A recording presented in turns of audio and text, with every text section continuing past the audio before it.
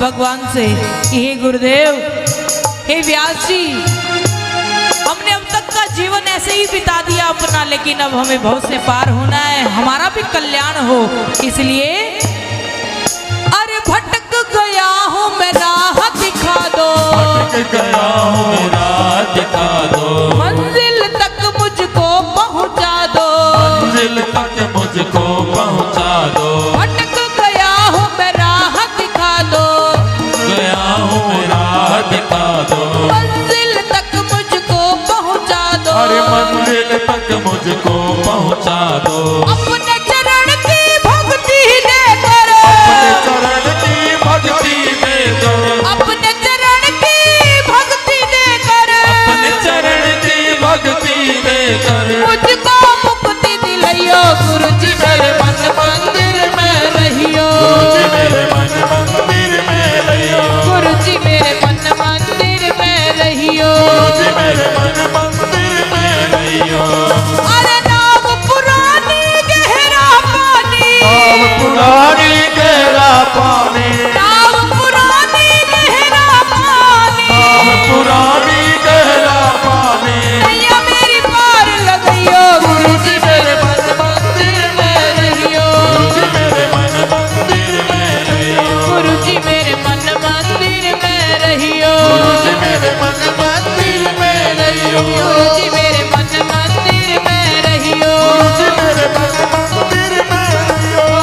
बोलो जय गुरुदेव, जय गुरुदेव, बोलो जय गुरुदेव, जय गुरुदेव, जय जय गुरुदेव, जय गुरुदेव, जय जय गुरुदेव,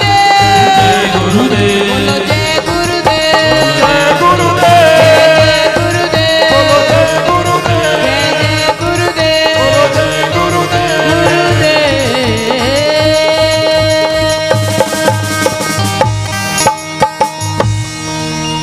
बोलो बाके बिहारी लाल की, श्री सद्गुरु महाराज की जय।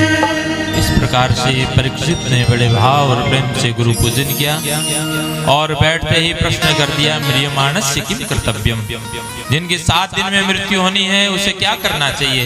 ये प्रश्न केवल परीक्षित का नहीं है, आप और हम सभी का यही प्रश्न है, क्योंकि 7 दिन में हम सभी को मरना है। लेकिन बड़े विडंबना की बात है, हम लोगों को हमारी मृत्यु दिखाई नहीं देती है, लेकिन एक संत के माध्यम से परीक्षित जी इस चीज को समझ गए थे। अब बैठ जाइए, 10 मिनट की और कथा है। हाँ, बीच में नहीं जाना होता। बोलो बाके बिहारी लाल की जय हो। परीक्षित जी को अपनी मृत्यु दिखाई देने लगी, लेकिन हम लोगों को मरना नहीं दिखता। परीक्षित खाली मत छोड़ो, थोड़ा थोड़ा। परीक्षित महाराज सानिध्य में आ गए सदगुरु की, और 7 दिन में ही हम सभी की मृत्यु होनी है।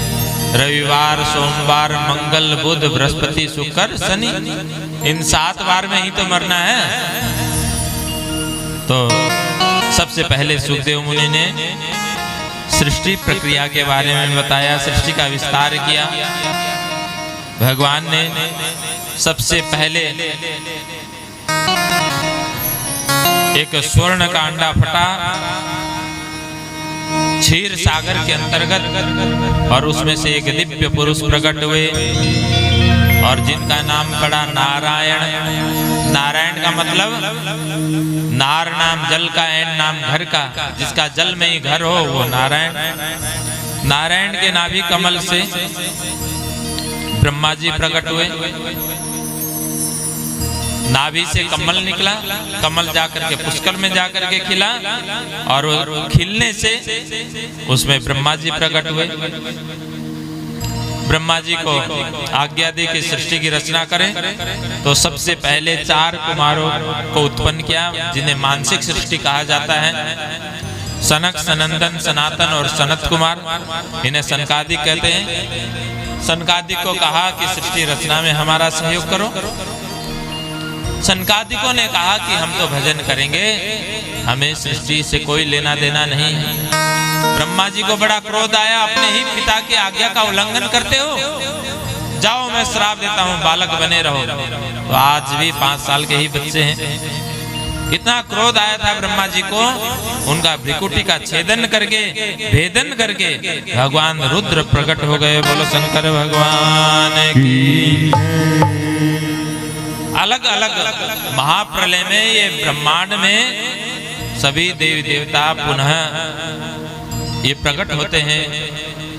तो जब वेद व्यास जी ने जब इस सृष्टि रचना का क्रम बताया तो भगवान शंकर की उत्पत्ति इस प्रकार से हुई। तो भगवान शंकर को ब्रह्मा जी ने कहा कि सृष्टि रचना में हमारा सहयोग करो।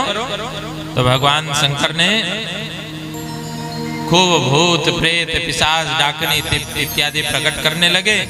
ब्रह्मा जी ने कहा बस बाबा, इतने खतरनाक सृष्टि हमें नहीं चाहिए, अब इसे तो यहीं विराम करो, इतना खतरनाक सृष्टि नहीं चाहिए, आप भजन करो।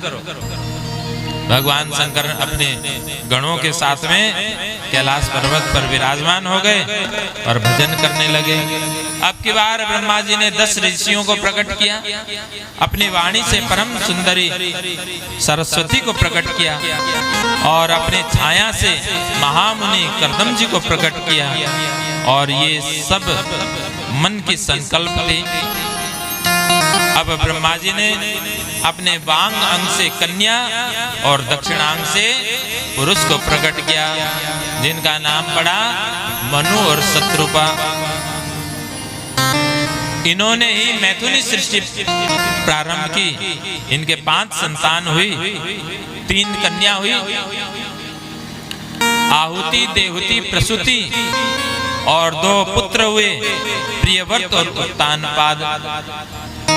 और इन्हीं से ही मैथुनी सृष्टि प्रारंभ हुई। तो इसलिए हम सभी मनु की संतान हैं, इसलिए हमें मनुष्य कहा जाता है। हमें मनुष्य, मनु के संतान होने के कारण मनुष्य कहा जाता है। बहुत से लोग नकारते हैं, बहुत से लोग कहेंगे हम तो बंदर की संतान है। तो बोले भाई ये तो इच्छा की बात है, जिनका संतान बनना हो, बंदर का बनना हो बंदर का बनो, जो ऋषियों की संतान बनना चाहते हो तो वो ऋषियों का बनो। तो इस प्रकार से जो इनकी मजली कन्या थी, उनका विवाह, देवहूति का विवाह